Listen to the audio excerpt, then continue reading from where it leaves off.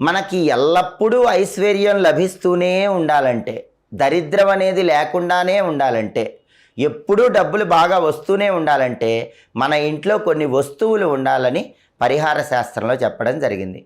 వాటిలో ముఖ్యమైనటువంటి వస్తువులు ఏంటంటే రోలు, రోకలి.